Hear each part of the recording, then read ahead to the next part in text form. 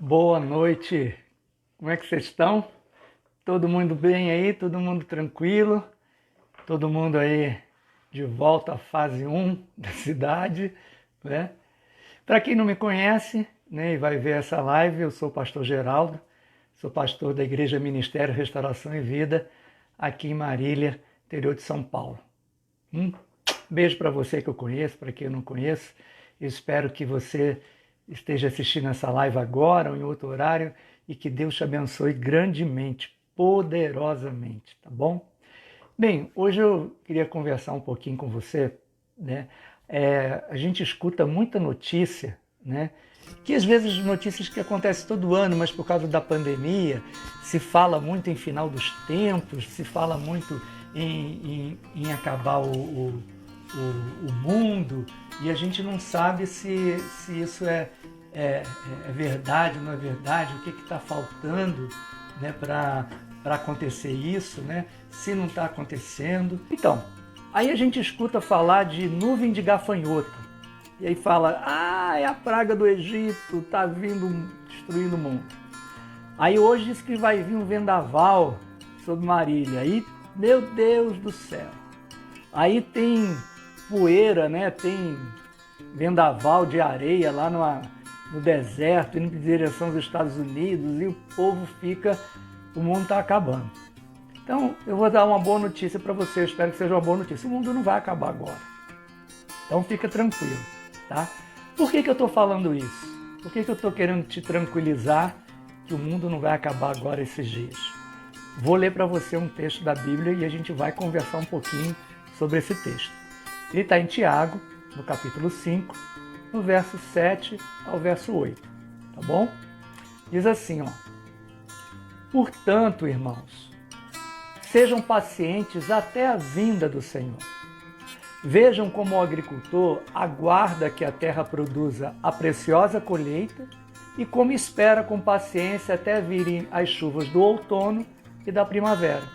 Sejam também pacientes e fortaleçam o coração, pois a vinda do Senhor está próxima. Foi Tiago que escreveu isso na Bíblia, né? Então já tem muito tempo. Mas ele falou uma coisa interessante, ele falou das chuvas de outono e da primavera. Ele está falando das primeiras chuvas, né? da plantação, da colheita, e as últimas chuvas que vão dar os últimos frutos para se colher, né? Tudo que se plantou. O que eu estou querendo dizer com isso? Ele está comparando esse tempo, esses dois tempos, essas duas chuvas, né, e falando da vinda de Jesus. O que isso tem a ver? A vinda de Jesus com a chuva do início da colheita, do final da colheita, como é que é isso? Então, vamos voltar à Bíblia, no livro de Atos, no capítulo 2. Você, depois de dar uma lidinha, né, vai falar sobre a vinda do Espírito Santo. Jesus, antes de subir aos céus, ele falou para os discípulos, fica lá em Jerusalém, até que do alto vocês sejam revestidos de poder, para vocês testemunharem de mim aqui em Jerusalém, na Judéia, em Samaria, até os confins da terra. Né? E eles fizeram isso, e um determinado dia eles estavam lá orando, buscando a Deus, e houve uma manifestação sobrenatural. Línguas, como se fosse de fogo, pousaram sobre a cabeça daqueles 120 discípulos que estavam ali, e eles começaram a glorificar a Deus, né? Mas ali tinha gente de várias nações, e eles sabiam que aquelas pessoas, não sabia todo mundo falar a língua um do outro, mas a pessoa ouvia aquele irmão dando glória a Deus na língua que ele não conseguia falar, era algo sobrenatural. E teve muita gente que achou que eles estavam bêbados, né? E eram acho que 9 horas da manhã. E aí eu vou ler para você um relato, né? Logo após a descida do Espírito Santo, logo após essa manifestação sobrenatural do poder de Deus sobre aquelas 120 pessoas que estavam ali esperando serem revestidas para serem testemunhas de Deus, olha o que a Bíblia fala. O Pedro, né, se levanta e diz, estes homens não estão bêbados, como vocês estão pensando, porque são apenas 9 horas da manhã, mas o que está acontecendo é o que foi dito por meio do profeta Joel. E acontecerá nos últimos dias, diz Deus, que derramarei o meu espírito sobre toda a humanidade. Os filhos e as filhas de vocês profetizarão. Os seus jovens terão visões e os seus velhos sonharão. Até sobre os meus servos e sobre as minhas servas derramarei o meu espírito naqueles dias, e profetizarão. Mostrarei prodígios em cima do céu e sinais embaixo na terra, sangue, fogo e nuvens de fumaça. O sol se transformará em trevas e a lua em sangue, antes que venha o grande e glorioso dia do Senhor. E acontecerá que todo aquele que invocar o nome do Senhor será salvo. Atos 2, de 15 a 21. O Pedro fala para uma plateia de judeus que conheciam muito bem as Escrituras, conheciam o Velho Testamento, e ele está citando o profeta Joel, dizendo que nos últimos dias ia acontecer manifestações sobrenaturais no céu e na terra, e entre os homens, que o Espírito de Deus ia se derramar de uma forma visível, poderosa, com sonhos, com visões, com profecias. A lua se converteria em sangue. Lembra que há tempos atrás aí a gente teve a lua de sangue? E alguns estudiosos disseram que a lua de sangue traria, que era aquela lua avermelhada, né? Traria juízo sobre as nações. Fico eu quieto se o que anda acontecendo hoje em dia, se é juízo já de Deus sobre as nações, né? Mas pode ser o princípio. Então, a primeira chuva começa quando o Pentecoste, a chuva de Deus, a chuva que antecipa a vinda do Senhor Jesus, começa no dia de Pentecostes, né? Há essa manifestação nos 120 discípulos, o Pedro levanta, prega ali, né? Fala com aqueles judeus, e olha o que o versículo 41 diz. Então os que aceitaram a palavra de Pedro foram batizados, havendo um acréscimo naquele dia de quase 3.000 pessoas. Já começou a nascer os frutos. Aí depois, passa um tempo, o Pedro... depois ele e João, depois que eles oram e um coxo é curado no templo de Formosa, e aí há uma confusão porque aquele homem era conhecido, vivia no templo, e aí começa a juntar gente, e aí chegam os líderes religiosos para conversar, para ver o que está acontecendo, e o Pedro faz um segundo discurso. E olha o que diz o Atos capítulo 4, verso 4. Mas muitos dos que tinham ouvido a mensagem creram, chegando o número dos homens que creram a perto de 5.000 pessoas. De novo, a chuva continuava caindo e começava a aparecer cada vez mais frutos. Frutos aí são almas se convertendo à pessoa de Jesus Cristo. Aí, lá em Atos, no capítulo 8, a gente vai ver a perseguição que aconteceu com os cristãos, né?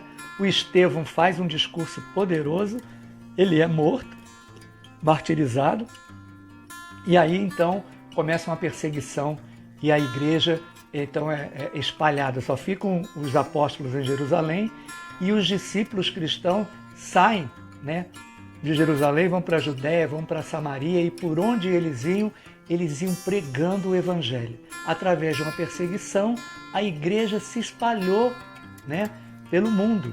E olha o que diz, né, o Atos 8, de 1 a 4. E Saulo, Atos 1 e 4. E Saulo estava ali consentindo na morte de Estevão. Naquela ocasião desencadeou-se uma grande perseguição contra a igreja de Jerusalém. Todos, exceto os apóstolos, foram dispersos pelas regiões da Judéia e Samaria. Os que haviam sido dispersos pregavam a palavra por onde quer que fosse. Continua a chuva caindo e os frutos nascendo, né? Aí depois a gente vai ver, né, que Filipe era um dos discípulos que saiu pregando. Ele era um diácono, né? E ele saiu pregando, ele foi para Samaria. E lá em Samaria ele encontra um etíope. Eu vou relatar aqui para você a história rápida. Diz assim em Atos 8, 26 a 28, né? Um anjo do Senhor disse a Filipe: levanta-se e vá para o sul, no caminho que desce de Jerusalém a Gaza. Este se achava deserto. Filipe se levantou e foi. Havia um etíope, eunuco, alto oficial de Candace, rainha dos etíopes. Candace era a rainha dos etíopes, o qual era superintendente de todo o seu tesouro. Ele tinha vindo adorar em Jerusalém e estava regressando ao seu país. E assentado na sua carruagem, vinha lendo o profeta Isaías. Então o Filipe vai ali andando, correndo, né? E chega para ele, pergunta o que ele está lendo, e ele fala que ele gostaria muito de entender aquela passagem do profeta Isaías. E o Filipe explica, prega o evangelho para ele, e aí ele fala, olha, tem água ali, um laguinho talvez, né?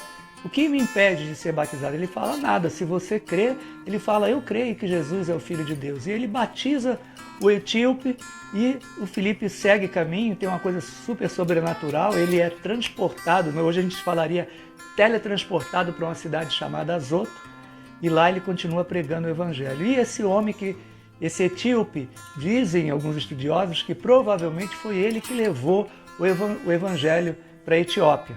O Evangelho continuou se espalhando. Depois aparece Paulo, né, pregando o Evangelho, se convertendo, e ele leva o Evangelho por toda a Ásia Menor. E daí o Evangelho vai crescendo e chega até os dias de hoje, chegou no Brasil, chegou na sua vida, e se não chegou ainda, está chegando agora, né? A palavra de Deus não pode ser detida, ela não pode ficar parada, porque o Evangelho não pode ser aprisionado, né? Dizem que tinha um homem chamado Watchman Nee, se eu não estiver enganado, ele foi perseguido porque pregava o Evangelho e ele foi preso. Aí as pessoas iam lá na prisão para ver ele e se convertiam. Aí furaram os olhos dele. Aí ele continuava pregando o Evangelho e as pessoas se convertiam. Aí cortaram a língua dele. E aí só das pessoas olharem para o semblante dele, as pessoas se convertiam. O Evangelho é algo poderoso, é algo sobrenatural. Não é um conhecimento intelectual só de Jesus. Há uma ação sobrenatural do Espírito Santo nas palavras que saem, que são de acordo com o Evangelho do Reino de Deus. E elas produzem vida, salvação, libertação, cura na vida de quem ouve e crê. Então a gente viu até agora, né, pegando ali o Novo Testamento, o livro de Atos, que as chuvas, as primeiras chuvas, né, que antecipam a volta de Jesus, começou ali no Pentecostes, né? Só que daí tem toda a história da igreja, né? A igreja entra por um processo de transformação, né? A igreja amadurece, a igreja manda missionários, surgem várias denominações, né? E, infelizmente, durante um tempo, a igreja entrou numa espécie de dormência. O Evangelho continuou sendo pregado, gente se convertendo, mas aqueles sinais, aquele entusiasmo não era uma característica de toda a igreja, mas de alguns lugares, né? Mas o Senhor, como é fiel à sua palavra, todo aquele que creu na palavra do Evangelho, seja com algo sobrenatural ou não, a pessoa, se creu, ela se converteu e foi salva, e Deus tem mantido a sua palavra com ela até o momento. Mas agora está faltando as últimas chuvas que antecipam a volta do Senhor Jesus. E eu quero dizer para você que enquanto essas últimas chuvas do Espírito Santo, do derramamento do Espírito Santo, não caírem, Jesus não voltará. Então pode ter terremoto, pode ter vendaval, pode ter gafanhoto, enquanto não houver esse último derramamento do Espírito Santo sobre toda a terra, né? Onde muitas pessoas vão se converter a Jesus, onde nós vamos ver uma colheita muito grande de almas para o Senhor Jesus. E quando eu falo para o Senhor Jesus, eu não estou falando de uma pessoa se tornar católica, evangélica, dela se converter à pessoa de Jesus, dela seguir a de Jesus, dela crer em Jesus como seu único Senhor e Salvador, saber que na cruz do Calvário, tudo que ela não podia pagar para Deus, né? Por mais que ela fizesse ações boas, Jesus pagou. E o Espírito de Deus vem habitar em tal pessoa e começa um processo de transformação na vida dela até que ela deixe esse mundo ou que Jesus volte, né? Então, o que eu quero dizer para você? Ainda precisa muita gente se converter. Olha o que diz o livro de Apocalipse. Diz assim no Apocalipse 5, do verso 9 ao verso 10. E eles cantavam um cântico novo. E o cântico dizia assim: Tu és digno de receber o livro e de abrir os seus selos, pois foste morto e com teu sangue compraste para Deus homens de toda a tribo, língua e nação, e para o nosso Deus os constituístes reino e sacerdotes, e eles reinarão sobre a terra. Gente, o Evangelho vai ser pregado a toda tribo, língua, povo e nação. Um dia lá no céu vai ter gente de olho puxado, gente de olho redondo, gente de cabelo esticado, gente de cabelo encaracolado. Gente, eu não sei como se vai todo mundo ter uma cor só, como é que vai ser, mas vai ter gente de todas as nações. Sabe aquela tribo que a gente nem sabe que existe de índio, né? Se eles ouvirem o Evangelho e se converterem, eles vão estar lá. Mas o Apocalipse ainda diz mais, no Apocalipse 7, também no verso 9 ao verso 10, diz assim, ó, depois dessas coisas, vi e eis grande multidão que ninguém podia contar, de todas as nações, tribos, povos, línguas, em pé diante do trono e diante do Cordeiro, que é Jesus, todos vestidos de vestes brancas, com ramos de palmeira nas mãos, e clamavam com uma forte voz, dizendo, ao nosso Deus que se assenta no trono e ao Cordeiro pertence a salvação. Já pensou que você vai estar lá? Você não quer estar lá nesse dia? Eu quero. Eu até me emociono, porque já pensou você vestido de branco, no meio de uma multidão, de saber que a gente passou todos esses perrengues aqui, mas que a gente perseverou até o fim, e a gente vai estar lá exaltando o nome do Senhor, exaltando o nome do nosso Deus, com tudo que existe de bom no céu. Que coisa maravilhosa! Por isso você não pode desistir. Por mais que esteja difícil, eu quero alimentar a sua esperança e dizer que Jesus está próximo de voltar, mas ainda precisamos pregar o Evangelho. Por que eu estou dizendo isso? Porque a grande comissão, desde o início, quem foi a semeadora da boa semente, que é a palavra de Deus, é a igreja. A igreja começou semeando, a chuva caiu e deu os frutos, e a história vai terminar a igreja semeando e a chuva do Espírito Santo caindo e gente se convertendo. Não vai ter outra história, tá? Mas o que está acontecendo agora? O que está acontecendo, eu vou falar primeiro, eu vou ler um outro texto para você e depois eu vou explicar para você o que está acontecendo nos dias de hoje. Está em Mateus 25, de 1 a 6, um texto muito conhecido, que é aquele das parábolas das 10 virgens. Ele diz assim, do verso 1 ao verso 6. Então o reino dos céus será semelhante a 10 virgens. Será semelhante a 10 virgens. Pegando as suas lamparinas, saíram a encontrar-se com o noivo. Né? Então, está dizendo que havia uma festa de casamento e essas virgens iriam se encontrar com o noivo. Tem toda uma simbologia daquele tempo de uma festa de casamento que eu não vou falar aqui agora. 5 delas eram imprudentes e 5 prudentes. As imprudentes, ao pegar as suas lamparinas, não levaram óleo consigo, mas as prudentes, além das lamparinas, levaram óleo nas suas vasilhas. E como o noivo estava demorando, todas ficaram sonolentas e adormeceram. Mas à meia-noite, ouviu-se um grito: eis o noivo! Saiam ao encontro dele! E elas despertaram. Só que o que aconteceu? As 5 que estavam com as botijas lá cheias de azeite, puderam ir de rápido de encontro para o noivo. Mas as outras 5, que não tinham levado azeite suficiente, tiveram que sair para comprar. E quando elas chegaram, a porta lá do palácio do noivo já tinha fechado. E o noivo disse: eu nunca conheci vocês. E não deixou elas entrarem. As outras 5 que estavam prevenidas, que acordaram junto com as outras que não eram prevenidas, entraram e gozaram da festa. Qual é a simbologia? A simbologia que ele está dizendo é que existem pessoas que creram no Senhor Jesus, mas que estavam tendo uma vida descuidada, né? Uma vida sem buscar o renovo, essa vida abundante, esse fluir do Espírito. Estavam com uma vida acomodada, né?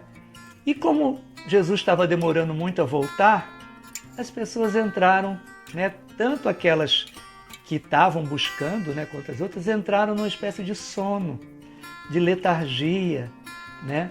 Mas estavam ali dormindo, mas quando chegou a hora de Jesus voltar, né, aqueles que se prepararam, aqueles que buscaram ao Senhor, eles estavam prontos. Deus tinha concluído obras na vida dele. E então houve o despertamento. Mas até o despertamento deles, até elas chegarem ao encontro do Senhor, levou um tempo. Né? Não foi assim, eles acordaram e já ali na frente deles já estava o noivo. Né? Tanto é que as outras foram. Então eu quero falar desse tempo em que as 5 noivas, as 5 virgens, despertaram até elas se encontrarem com o noivo.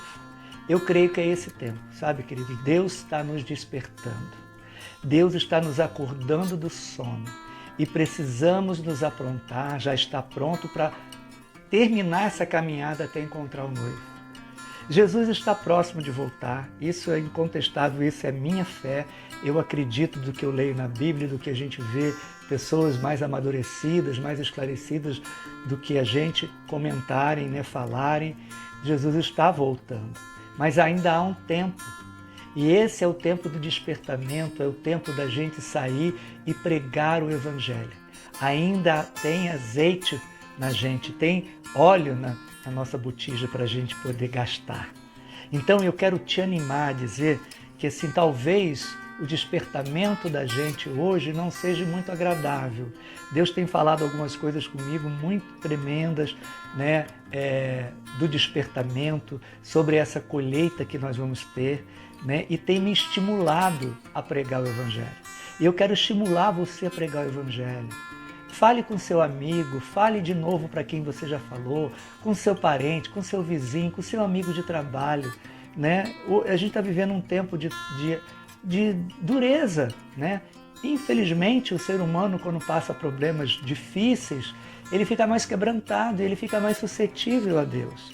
E não é para a gente ficar levando para a nossa religião, nós estamos pregando o Evangelho para essa pessoa se encontrar com o Rei da Glória, com o Senhor dos Senhores, com o Rei dos Reis, com aquele que Deus colocou aqui na terra feito ser humano, para como ser humano falar a nossa língua e entender o seu amor. Então, a igreja agora, né, está dizendo, mas como a gente vai pregar o Evangelho? A gente não pode sair de casa, tudo. Mas tem as redes sociais, tem o telefone, né? O Evangelho está sendo pregado aí bastante nas redes sociais como nunca. Quem sabe se antes até, né, se a coisa proliferar tanto, às vezes quando acabar a pandemia, Jesus volta. E o nosso trabalho vai ser pregar para crianças, para jovens, para adolescentes, para idosos, pelas redes sociais. Pega o telefone e conversa com as pessoas, né? Usa do meio antigo, manda uma carta, não sei nem se o correio está funcionando. Sei lá o que você vai fazer, mas prega o Evangelho. Abra um canal no YouTube, né? Fale onde você está congregando na sua igreja, veja se você pode participar de alguma coisa, converse com os líderes. Pregue o Evangelho a tempo e fora de tempo, porque é tempo mais do que nunca de Deus respaldar a quem pregar o Evangelho, porque vai ter gente que vai se converter. Mas também não é só isso, não é só pregar o Evangelho, a gente tem que se preparar para receber essas pessoas, né? Para receber essas pessoas que vêm de um mundo conturbado, de um mundo cheio de valores que são contrários do que a gente vê na Bíblia, que são valores eternos, né? São valores de Deus, não são valores de uma religião, são valores de um país. Então a gente tem que estar vivendo o que a igreja, quando caiu as chuvas, né, e a igreja floresceu, vivendo em amor, vivendo em unidade, em sujeição ao Senhor, em submissão uns aos outros, não nos considerando melhor do que ninguém. Queridos, eu tenho uma função no reino de Deus, que é ser pastor, mas eu não sou melhor do que você, não sou mesmo.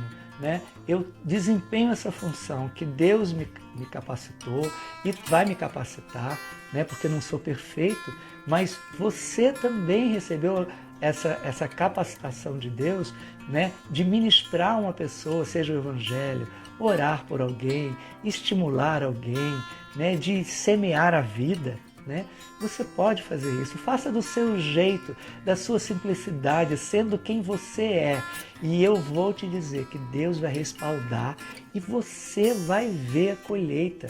né, da sua semeadura, porque quem vai respaldar não é o pastor Geraldo, não é a denominação A ou denominação B, mas o Espírito de Deus que habita em você, que é associado com a palavra de Deus, que é vida, vai, fazer nascer uma pessoa para Deus, para a realidade de Deus, para aquilo que Deus sonhou para a humanidade. Cada um que entende essa realidade de Deus, a Bíblia fala que saiu da morte para a vida.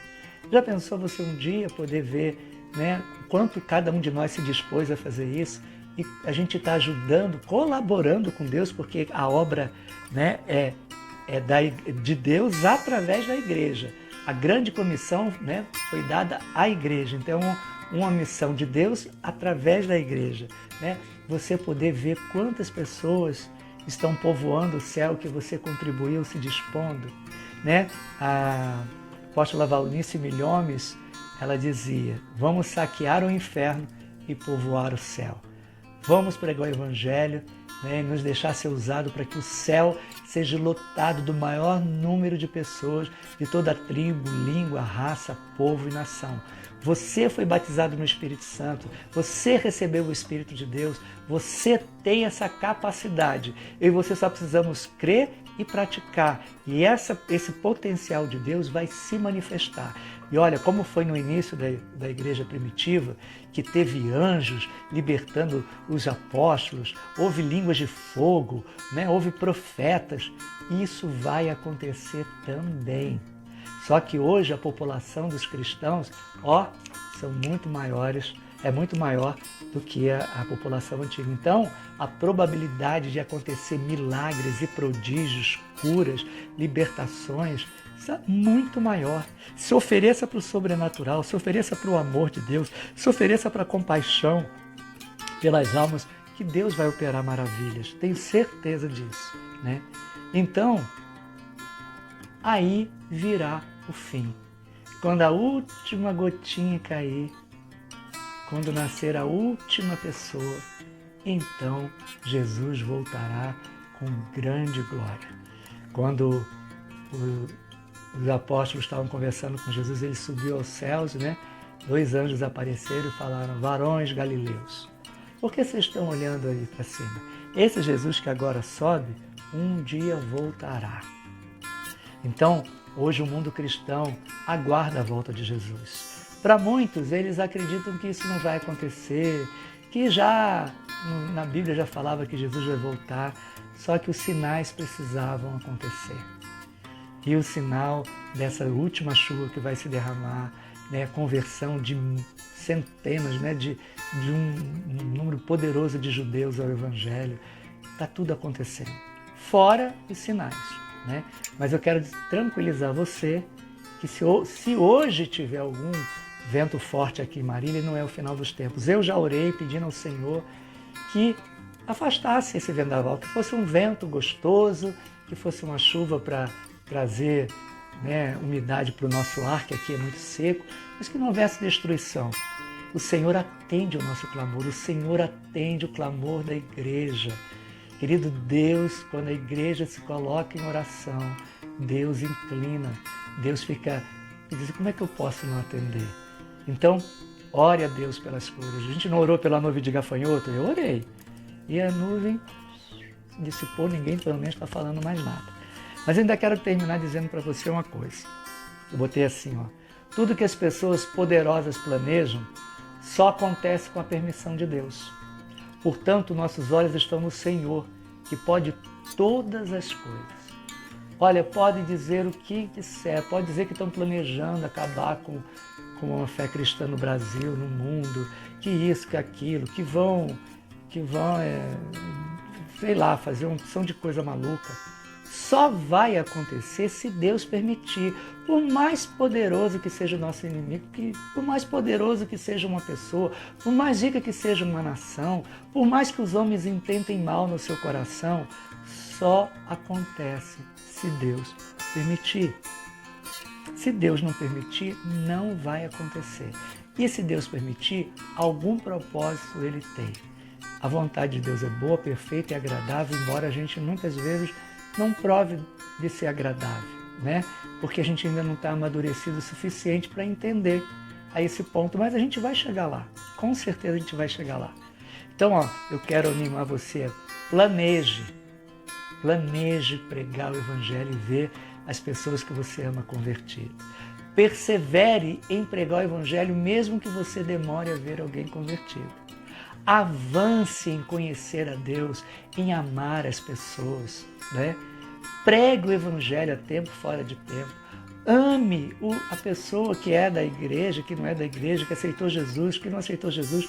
Ame, porque Deus é amor, né? Se ofereça a Deus, né? Está aqui, eis-me aqui, Senhor, eu estou aqui, abre os meus lábios, tira a minha vergonha, me capacita, eu quero ser um semeador da palavra da vida. E você vai ver as grandes maravilhas que Deus vai fazer na sua vida, né? E através da igreja. E aí, está disposto a fazer parte, né? de receber essas últimas chuvas, de você estar contribuindo com Deus, colaborando com essa obra maravilhosa? Eu quero.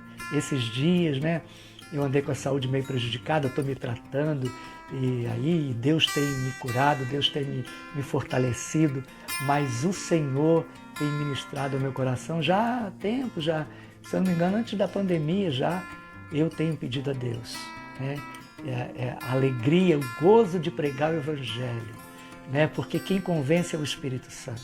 Não sou eu que vou convencer ninguém, mas Deus, no seu imenso amor e poder, vai convencer. Mas não vai ser um anjo que vai descer do céu para pregar, né? Somos nós que fomos alvo dessa palavra salvadora, vamos anunciar. Nós que somos frutos de alguém que pregou para a gente, vamos pregar. Amém? Então, antes de terminar, eu quero orar, né? E já quero dizer para você que se você quiser contribuir com os dízimos e ofertas, né? Vai ter os dízimos, a conta aí no Facebook da igreja. Depois, mais tarde, ou mais tarde, na semana que no domingo, volta, todo culto a gente vai colocar a conta da igreja. Se você que não é da igreja quiser ofertar e abençoar esse ministério, pode fazê-lo, mas me dirijo especialmente aos irmãos do Ministério da Restauração em Vida de Marília, né? Então, a gente vai continuar com as lives, né? Amanhã, quarta-feira, tem live, sexta-feira tem live, sábado tem aí um bate-papo com os pastores, uma surpresa muito boa, muito bacana, e domingo tem os cultos. Não se esqueça de dar lá o like lá no YouTube, não se esqueça de falar para os seus amigos para se inscrever no canal, né? Para que a gente tenha o maior número de pessoas lá e possa gozar de tudo que o YouTube possa nos oferecer. Tá bom? Se você puder agora, fecha o olho, ajoelhado, sentado, do jeito que você estiver. Vamos orar agora em nome de Jesus. Pai santo e poderoso, cheio de glória, de majestade, Deus querido, Deus que nos ama, Deus que tem sido tão paciencioso conosco. Tua misericórdia tem nos alcançado todos os dias da nossa vida. Deus, muito obrigado pelo Senhor ter nos amado primeiro. Muito obrigado por o Senhor ter trazido essa palavra que nos trouxe salvação, esperança, força, saúde, libertação, ânimo, coragem, Senhor. Muito obrigado pelas virtudes que tem na tua semente, que é a tua palavra, e que hoje habita dentro da gente. Senhor, nós queremos ser despertados de qualquer sono em qualquer área da nossa vida. Queremos estar preparados, Senhor, para ser teus colaboradores, ao ver, Senhor, a chuva do Espírito Santo caindo, a gente poder estar semeando, Senhor, e a gente ver as almas se convertendo à pessoa de Jesus Cristo. A gente vendo o céu sendo povoado, Senhor. A gente quer estar lá junto com milhares de pessoas te adorando na beleza da tua santidade. Renova, Senhor, todo o vigor do batismo do Espírito Santo. Renova todo o vigor do poder do Espírito Santo que habita dentro de nós para testemunharmos com poder.